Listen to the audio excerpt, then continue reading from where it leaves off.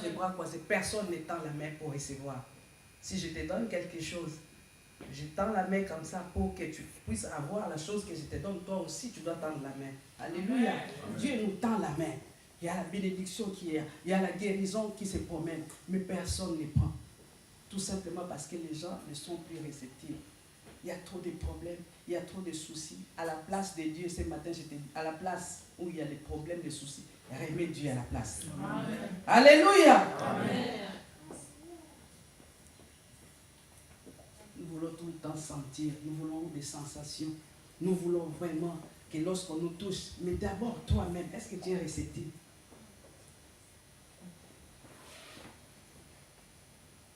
Il n'y a pas si longtemps, quelqu'un m'a rappelé une parole que moi-même j'avais oublié depuis. J'ai oublié. Il m'a dit un jour, tu m'as dit que je vais prier pour ton problème.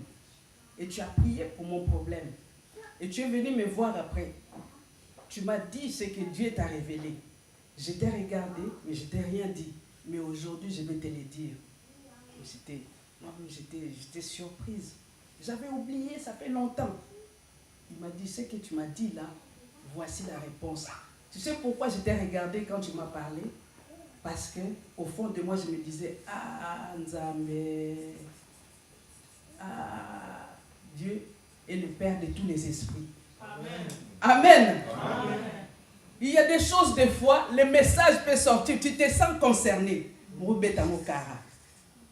Amen. Le message sort pour toi, mais tu es en train de dire non. De Jésus, on a dit quelque chose de bon proviendra-t-il de Nazareth? Alléluia.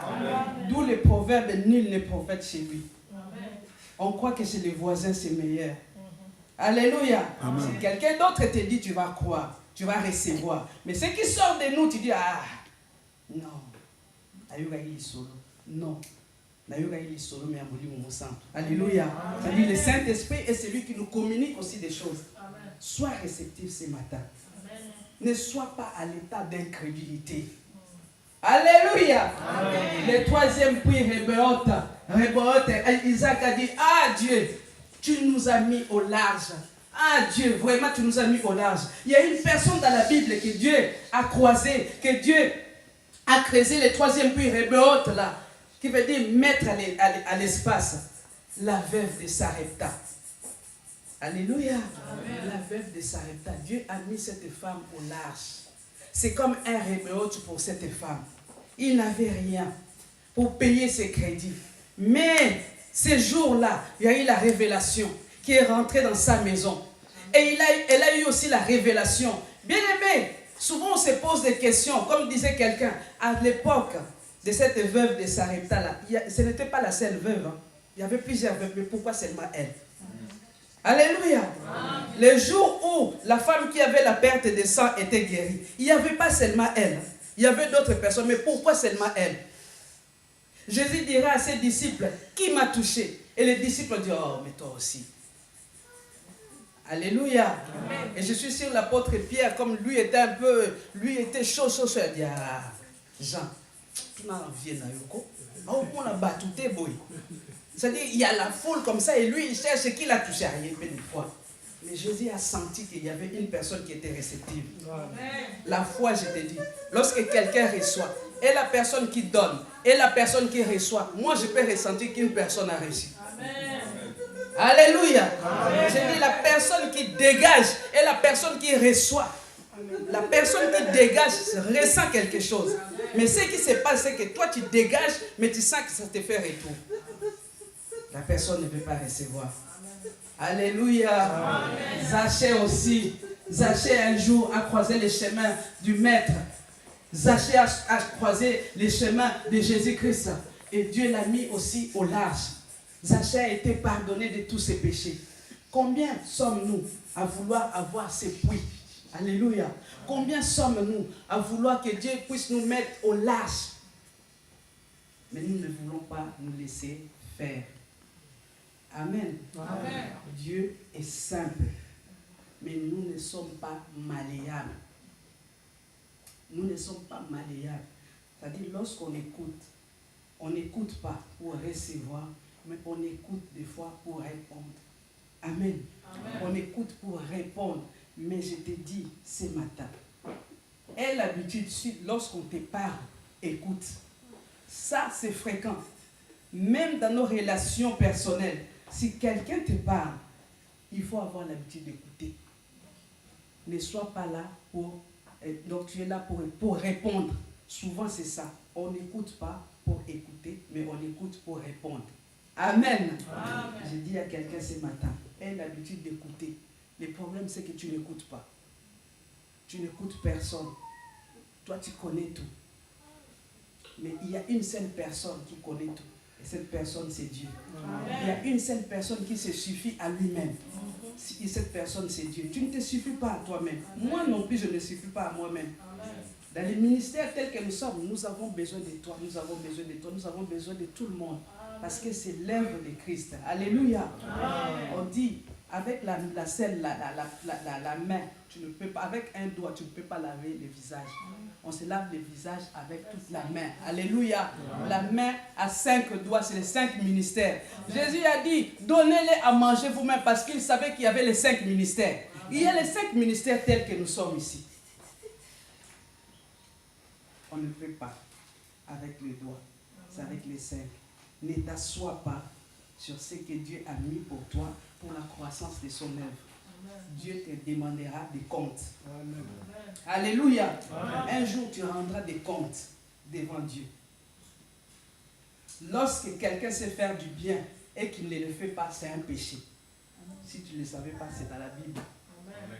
Quelqu'un qui sait faire le bien et qui ne le fait pas, c'est un péché. Toi, tu sais faire, mais tu croises les bras, tu ne veux pas le faire. C'est un péché. Amen. Amen. Gloire à Jésus. Je reviens toujours dans Isaac et nous sommes toujours dans Isaac. C'est-à-dire, après le troisième puits, il s'est passé quelque chose d'autre. Après le troisième puits, Dieu a mis Isaac au large. Mais ça ne s'est pas arrêté là. Ça ne s'est pas arrêté là. La suite après, les serviteurs sont partis creuser encore une autre puits. Mais cette fois-ci, sans effort. Amen. Amen. Sans effort, il y avait un 4e puits. Tu vas lire tous les chapitres chez toi. Et Isaac a donné à ces puits le nom de Shibéa, qui deviendra plus tard Beersheba, c'est-à-dire la puits des serments. Et qu'est-ce qui s'est passé par la suite, bien-aimé? Qu'est-ce qui s'est passé par la suite? Lorsque les serviteurs d'Isaac ont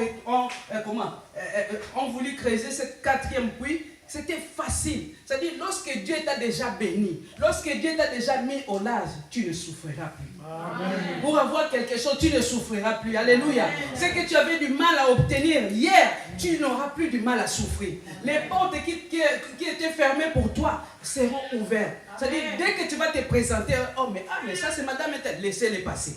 Amen. Parce que tu as déjà atteint le 3e puits. Le 3e puits rébellion est déjà sorti. C'est-à-dire, tous les restes va suivre. Alléluia. Le 4e puits.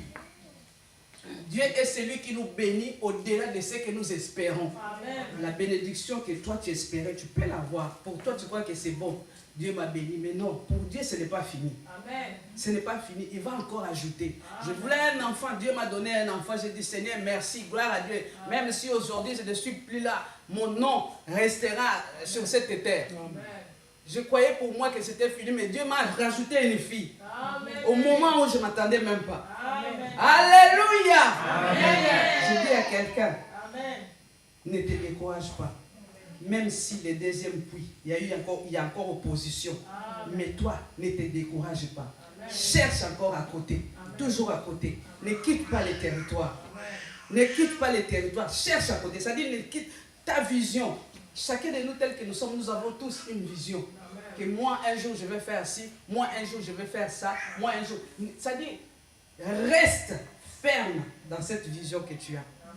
Et tu vas voir la main de Dieu. Même s'il y a opposition. Même s'il y a opposition, toi, ne te décourage pas. Amen. Laisse l'opposition, va. Il y aura Rebeoth. Après Rebeoth, tu n'auras plus de mal. Amen. Alléluia. Amen. Donc, nous revenons au verset de l'introduction qui est: quand Dieu approuve les voies d'une personne, il dispose favorablement même ses ennemis. Nous voyons toujours dans le message d'Isaac. Tu vas bien méditer chez toi, Isaac. Isaac, lorsqu'il était à Guérard. Guérard, c'est une ville de la Philistine, chez les Philistins. Il y avait le roi Abimelech. Lorsque Abimelech a vu que Isaac commençait à prospérer, Isaac commençait à devenir grand, Abimelech a chassé Isaac. Abimelech a chassé Isaac et Isaac est parti maintenant creuser une autre puits. Et qu'est-ce qui s'est passé? Lorsque le 4e puits a été débouché, Abimelech est revenu vers Isaac. C'est-à-dire, les personnes, tes ennemis là, ce n'est pas à toi d'aller vers eux, mais c'est eux qui vont revenir vers toi. Amen. Alléluia. Amen. Il y a des personnes, des fois, je vais te dire, je parle à quelqu'un. Tu vas recevoir un coup de fil. Quelqu'un va t'appeler. Oh non, je vais seulement parler à